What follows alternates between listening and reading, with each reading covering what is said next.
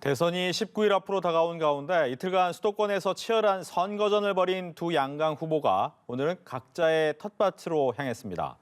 더불어민주당 이재명 후보는 호남으로, 국민의힘 윤석열 후보는 대구 경북 지역을 다시 찾았습니다. 이 시각 정치권 이슈 김민아 시사평론가와 함께 짚어보겠습니다. 안녕하십니까? 안녕하세요. 네. 새롭게 나온 여론조사가 있어서 그거 먼저 좀 짚어보겠습니다. 갤럽에서 나온 조사인데요. 이재명 후보는 34%, 윤석열 후보는 41%를 나타내면서 윤석열 후보가 이재명 후보를 오차범위 범위 밖에서 앞선다는 결과가 나왔습니다. 지난 조사보다는 이재명 후보는 조금은 줄어든 모습이고 윤석열 후보는 늘어난 모습을 보이고 있는데 이번 조사 결과를 어떻게 보셨습니까? 이번 주에 좀 이제 애초에 우리가 봤던 그런 여론조사들의 흐름하고 좀 다른 여론조사들이 좀 나와서 이게 좀 논란이 많이 되고 있는데요.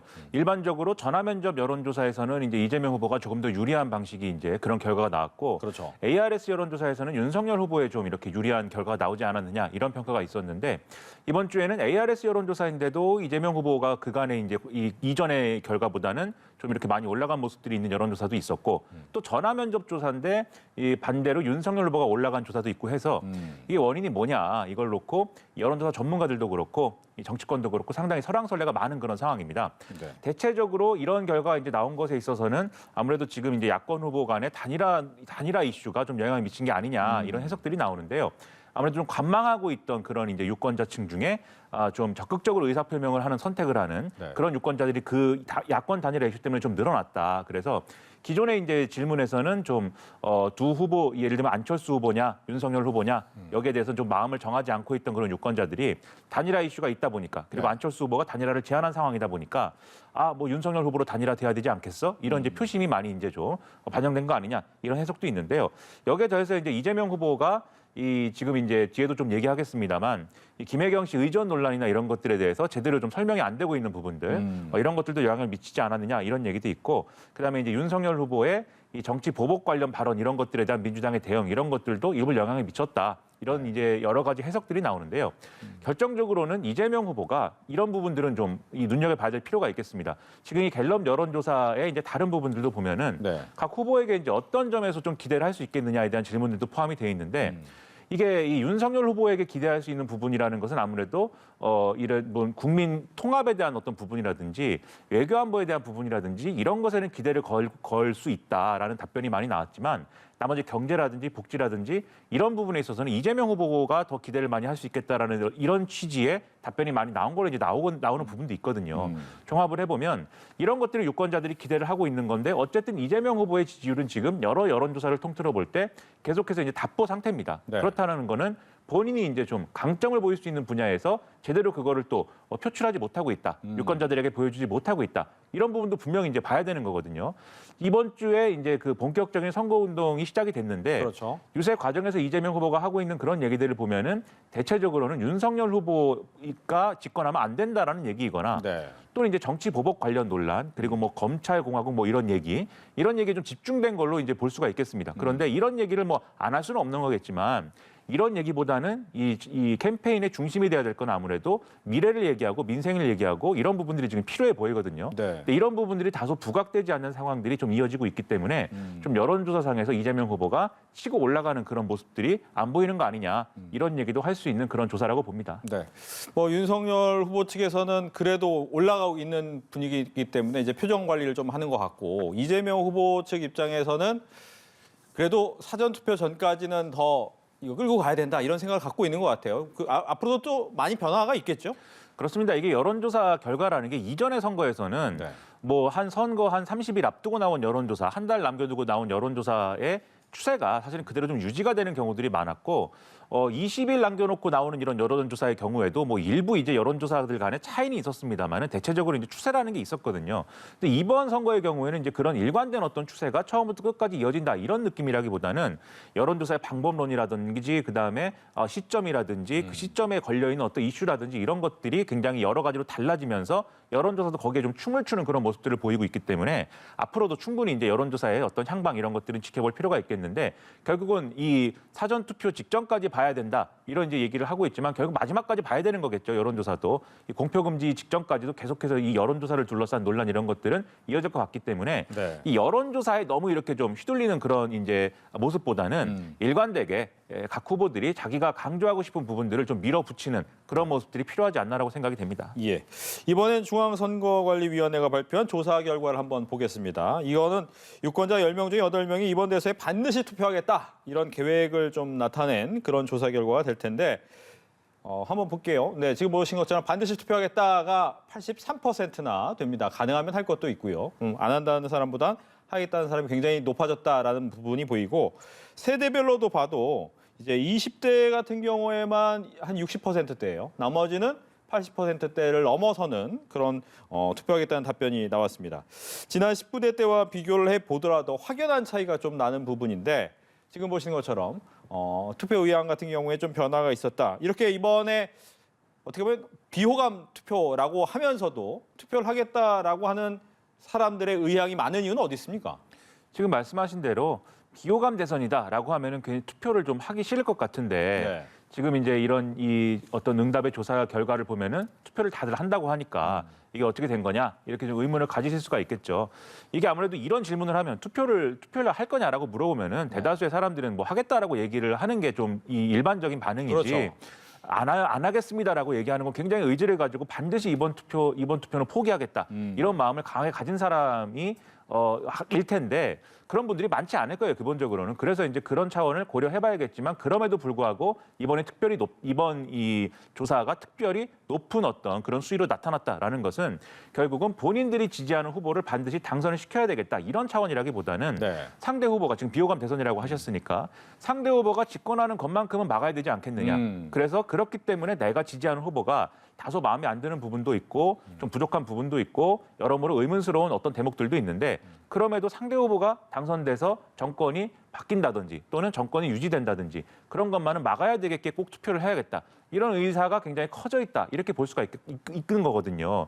그래서 많은 이제 유권자들이 투표를 해야겠다라고 마음먹은 건 좋은 현상인데 네. 자신의 어떤 후보를 지지하는 것보다는 상대를 막기 위해서 이렇게 투표를 꼭 해야겠다라고 마음을 먹은 것이라면 네. 그건 또 우리 사회, 우리 한국 정치가 또 바람직한 방향으로 움직이는 것이냐 여기엔 좀 의문이 제기될 수 있는 그런 부분도 있습니다. 예. 그래서 좀 더 심층적인 어떤 조사를 해보면 좋겠지만 이 결과만 가지고 좀 이렇게 좀 희망적인 것이냐 아니면 긍정적인 것이냐 네. 이렇게 논하는 것은 여러모로 해석의 갈래들이 있어가지고 좀 어려운 부분이 있는 것 같습니다. 예. 뭐 이야기를 해주셨지만 중간에 보면 20대 같은 경우에도 차이가 좀 많이 나잖아요. 다른 세대에 비해서. 근데 20대 같은 경우에는 오히려 최근에 보면 공정이라든가 아니면 자신의 이득이라든가 이런 것 때문에 관심이 더 많지 않을까라고 생각을 하는데 오히려 투표는 안 하겠다. 왜 그런 겁니까? 이게 역대 이제 이 선거 때도 20대의 투표율이라든가 이런 것들을 놓고는 굉장히 많은 이제 의견들이 분분했는데요. 일반적으로 볼 때는 다소 투표율이 낮다라고들 많이 얘기를 합니다. 그게 이제 아무래도 여러 가지 요인을 갖고 얘기할 수 있겠습니다만 이 젊은 세대의 경우에는 정치적으로 조직화되는 그러한 단계가 아직은 이제 덜 된 측면들이 있기 때문에 내가 꼭 투표장에 가서 어떤 후보를 찍어야겠다라는 요인이 그 나이 때 이제 부족한 게 사실이에요. 그런 것들이 영향을 미친다고 보이는데 다만 이제 이번 선거에 있어서는 지금 말씀하셨다시피 일부 20대의 이 유권자들은 굉장히 정치적으로 강하게 활성화되어 있는 그런 상황입니다. 그러다 보니까 이 유권자들의 경우에 지금 이제 국민의힘이라든가 적극적으로 이렇게 입당을 해서 이 당 대표 선거에 적극적으로 이제 투표를 해서 이 표심을 만들어내기도 하고 또 경선에도 적극적으로 이제 대선 후보 경선에도 직접적으로 뛰어들어 가지고 지금 굉장히 중요한 어떤 변수로 활용되고 있는 거 아니겠습니까?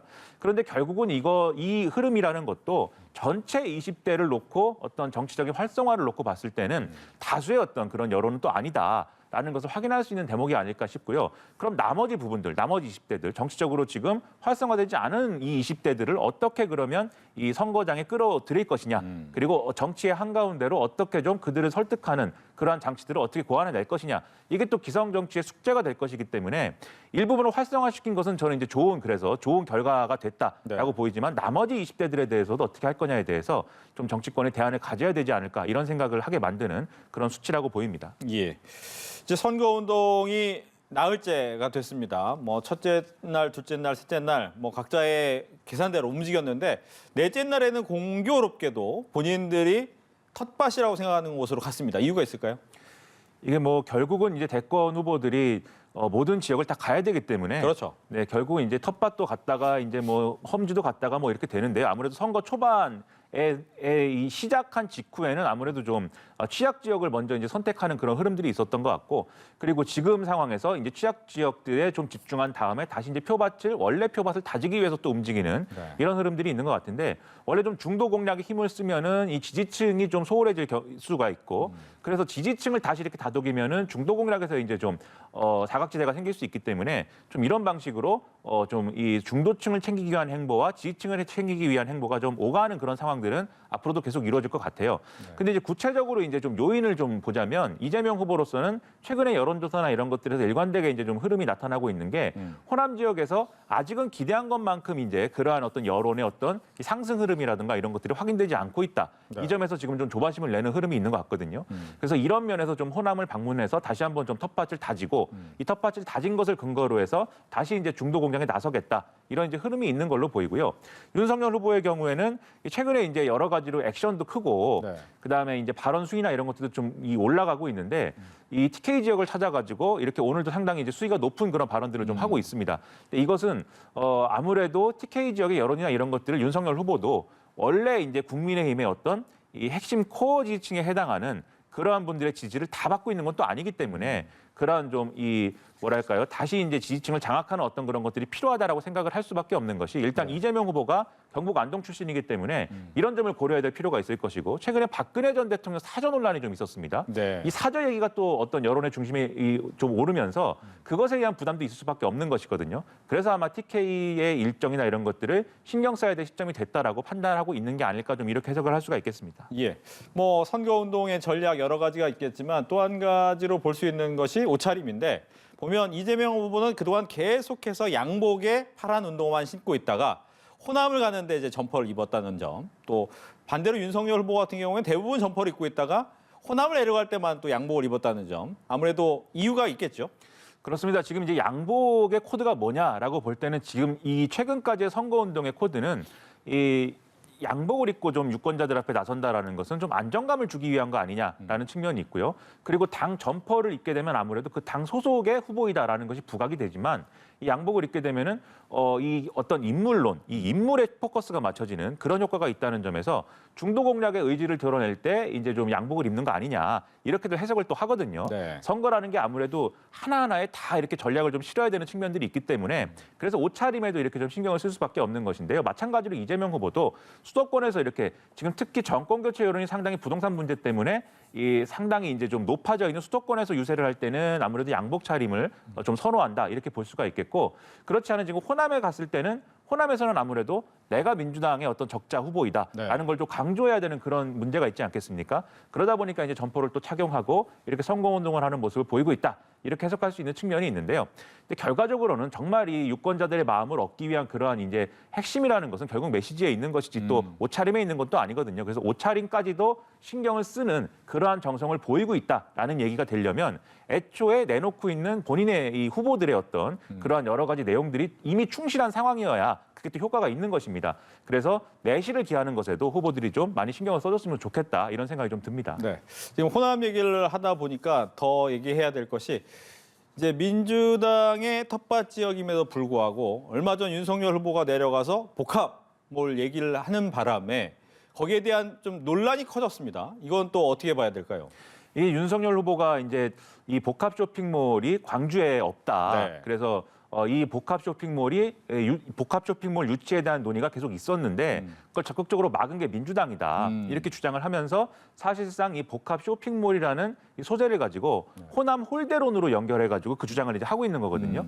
뭐 민주당에서는 이제 반대한 적이 없다, 윤석열 후보의 주장은 허위다, 이렇게 주장을 하고 있는데, 정확하게 얘기를 하면 반대를 한 거죠. 근데 반대를 한 이유가 꼭 호남을 홀대하기 위해서 반대한 게 아니라, 호남 지역의 어떤 이 중소상공인이라든가 재래시장이라든가 이런 분들의 어떤 이 상권의 문제, 그리고 그분들의 생존의 문제가 걸려 있는 측면이 있기 때문에 복합 쇼핑몰을 유치하는 거에 대해서는 그동안 좀 이렇게 적극적이지 않았다라는 얘기를 또 하고 있는 거죠. 그래서 그런 차원인데 그렇지만 그럼에도 불구하고 어쨌든 민주당 을지로위원회라든가 그 당시에 이제 좀 소상공인들을 지켜줘야 된다라고 하는 그런 여론이 또 컸던 게 사실이고 그것 때문에 움직이고 있는 당 기구라든가 이런 여론들이 있었거든요. 그렇죠. 그래서 이제 반대를 한 건 사실인 것인데 어쨌든 이번에도 그래서 이것을 쟁점화하겠다. 그래서 호남 홀대론을 강조해서 호남 지역이 민주당을 전면적으로 전폭적으로 지지해도 결국 얻은 게 뭐냐 이런 여론을 지금 윤석열 후보가 불을 붙이고 있는 그런 상황인 겁니다. 결과적으로 그게 어느 정도 뭐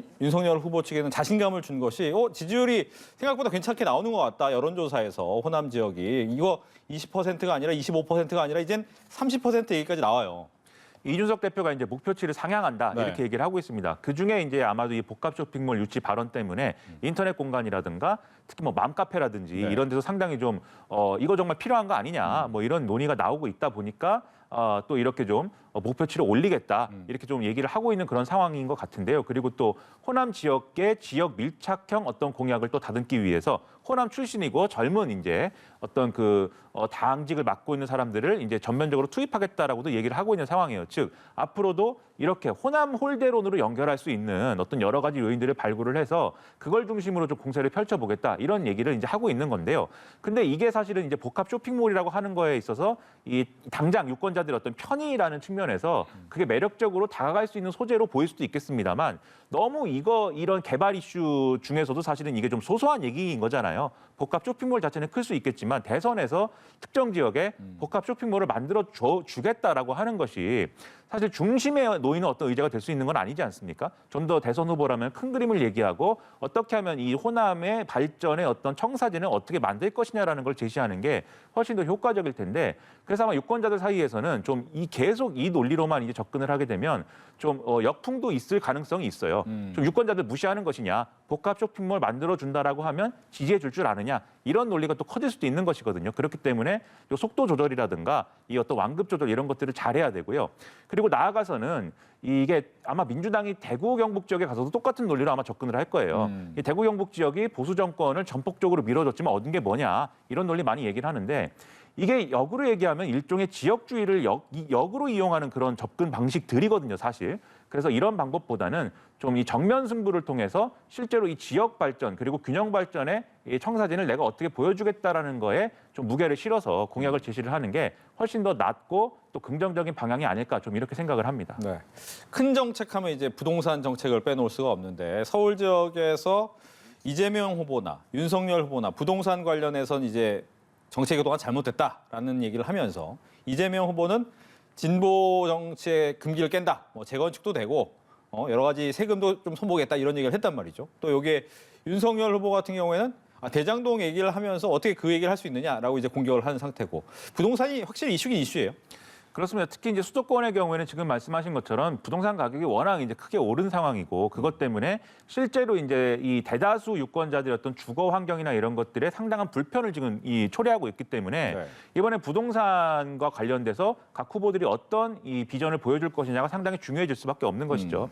근데 이재명 후보가 진보의 금기를 깨겠다라면서 이 일부 이제 종부세라든가 재산세를 좀 감해줘야 된다, 감경해줘야 된다. 그리고 재개발 재건축도 기존에 이제 좀 지금 이제 문재인 정권의 이제 맥락에서는 이제 좀 자제를 해왔는데 네. 그런 것들도 확 풀어야 되겠다 이렇게 얘기를 하고 있는데 이게 진보의 금기라기보다는 진보가 내세워왔던 어떤 이 주택 정책에서 후퇴라고 표현하는 게 더 적절할 것 같아요. 왜냐하면 애초에 문재인 정권이 추진했던 그 수요 관리에 좀 초점을 맞춘 그런 정책이 왜 나온 것이냐를 네. 되짚어 보면은 지난 보수 정권에서 이른바 이제 빚내서 집 사라 정책의 부작용. 그래서 가계부채도 늘어나고 그것에 의한 서민들의 어떤 이자를 내야 되는 고통도 늘어나고 또 집값이 이제 좀 이렇게 좀 여러모로 이제 폭등하는 과정이라는 게 또 전제가 돼 있었기 때문에 예. 그런 부분에서 이제 좀 부작용이 있었던 것이다라는 문제 의식 그리고 재개발 재건축이라는 것도 필요한 부분이 분명히 있지만 너무 이제 이렇게 막 풀어버리면 그걸로 인해서 오히려 집값이 폭등하는 효과가 있을 수 있기 때문에 이것도 단계적으로 천천히 그리고 최대한 보수적으로 풀어야 된다라는 게 전제가 돼 있었기 때문에 이제 이 문재인 정권의 이제 여러 가지 정책이 나온 거였는데 결과적으로는 그게 효과를 보지 못하지 않았습니까? 그런 점에서 문재인 정권과 다른 정책을 펴겠다. 이건 이제 충분히 이제 인정할 수 있고 이해할 수 있는 대목이죠. 그런데 그게 과거의 어떤 그런 대안을 다시 꺼내드는 것이냐, 과거의 정권이 했던 정책을 그대로 이제 되풀이하는 것이냐, 그건 또 다를 수 있는 문제거든요, 평가가. 그렇기 때문에 윤석열 후보는 어쨌든 다른 정당의 후보이기 때문에 그런 주장할 수 있지만 네. 이재명 후보는 한 발 더 나아간 비전을 보여줘야 되는 거 아닐까, 좀 이런 생각을 들게 하는 대목입니다. 예. 뭐 이렇게 여러 가지 이제 이슈와 논란이 있는 가운데 이재명 후보 같은 경우에는 계속해서 논란이 되는 여러 가지 사안 중에 이제 법카 활용 부분도 있고, 근데 최근에 나온 건 법카 연장선이라고 봐야 될까요? 그 옆집에 알고 봤더니 이제 좀 살고 있던 누군가가 측근이 아니었느냐, 뭐 이런 얘기가 또 나오면서 조금은 더 곤란해진 모습입니다. 그렇습니다. 우리가 이 대선에서 이제 대선 후보의 옆집에 누가 살았냐까지 네. 이제 논란이 되고 있는 참 희한한 선거가 됐는데요. 근데 이게 이제 지금 좀 제가 좀 가볍게 말씀드렸습니다만 사안의 성격상 이제 좀 여러 가지로 파급력이 있어 보이는 이제 사안입니다. 왜냐하면 지금까지의 이 법인카드 뭐 사용이라든가 뭐 과잉 의전 이런 것들은 결국 배우자 김혜경 씨와 관련된 문제로 많이 비춰졌던 거잖아요. 그렇죠. 물론 그 인사권이라든가 또 이제 그런 것들이 가능했던 게 이재명 후보가 경기도지사였기 때문에 가능했던 측면들이 있지만 어쨌든 이것은 배우자 이슈처럼 많이 다뤄졌는데 이 옆집에 누가 살았느냐 문제로 오면은 이제 이재명 후보 본인의 문제로 이제 본격적으로 불이 옮겨붙을 수 있는 환경이 조성이 된 거예요. 왜냐하면 그동안 이제 많이 의문이 됐던 게 이 김혜경 씨가 이 황제 의전, 뭐 불법 의전, 그다음에 이제 갑질 이런 문제를 통해서 공무원들에게 뭐 음식물을 이제 사와라 이렇게 시켰는데 그 양이 이제 굉장히 과다했다라는 것이 언론 보도의 어떤 내용 아니겠습니까? 네. 그러면 그걸 다 누가 먹었느냐 이런 것들을 이제 의문시할 수밖에 없는데 옆집에 이제 예를 들면은 경기도의 산하기관이었던 경기주택개발공사 뭐 이런 이제 조직의 어떤 합숙소가 있었다라고 할 때는 그 합숙소 사람들이 먹은 거 아니냐, 자연스럽게 그냥 이렇게 생각할 수 있는 거 아니냐라는 게 이제 국민의힘의 주장이에요. 그런데 거기에 이제 그냥 직원들이 살고 있었으면 굳이 이재명 후보와 김혜경 씨가 그 사람들의 점심을 챙겨줄 필요가 뭐가 있었느냐. 심지어는 이 경기도의 업무 추진이나 이런 걸 활용해가지고 그 밥을 왜 챙겨줬어야 되는 거냐. 이런 의문으로 또 넘어가는 거거든요. 결국은 거기에서 뭔가 활동을 하고 있는 사람들이 공식적인 어떤 계통을 통해서 이 지출을 할 수 없는 그런 성격의 일을 하고 있었기 때문에 결국은 이런 이제 편법적으로 돈을 지출해가지고 그 사람들에게 점심 줘야 됐던 거 아니냐. 이런 의혹을 국민의힘이 제기하고 있는 거예요. 그렇기 때문에 그게 그 일이 뭐냐 그러면 결국 이제 경기도지사를 하고 있는 이재명 후보였지만 그때부터 이제 대선 조직과 관련된 뭔가 활동을 시킨 거 아니냐 얘기가 이렇게 되고 있는 거거든요. 네. 그럼 이재명 후보 본인의 문제가 되죠 이제부터는. 그래서 여기에 대응을 잘해야 될 텐데 그러려면 앞서 법인카드 문제가 먼저 해소가 돼야 됩니다. 예. 이 그 과도한 음식물들 누가 먹었느냐라는 질문에 대해서 그 옆집 사람들 준 게 아니다가 전제가 좀 돼야 되거든요. 명확하게 나와야죠. 그렇죠. 네. 근데 그걸 해명을 못 하고 있어서 여러모로 좀 정확한 해명이 추가로 필요해 보입니다. 알겠습니다. 이런 논란 와중에 또 윤석열 후보 같은 경우에는 최근에 이제 뭐 기세를 탔다고 해야 될까요? 좀 여론조사도 좀 잘 나오는 것 같고 분위기도 좋은 것 같으니까 발언이 이제 즉흥 발언을 많이 하면서 강력한 좀 발언의 수위가 나오고 있다. 뭐 파시스트 얘기도 나오고 그러다 보니까 이제 그 부분에 대한 논란도 좀 있는 것 같습니다. 윤석열 후보가 이 뭐 검찰총장 출신임에도 불구하고 좀 이 현장 스타일인 것 같아요. 그래서 유세를 이제 하는 과정을 보면은 어퍼컷 이제 액션이라든가 이런 것도 막 적극적으로 하고 네. 심지어 일부 네티즌들은 뭐 응원단장 출신인 거 아니냐 이런 얘기까지 막 하고 그러는데 그러다 보니까 이 유세장이라는 게 네, 죄송합니다. 지금 뭐 저희가 들었던 정치 이슈는 이 정도까지 해야 되고 다음에도 연결이 있어서 오늘은 여기까지만 들을 수밖에 없을 것 같습니다. 오늘 얘기 잘 들었습니다. 고맙습니다.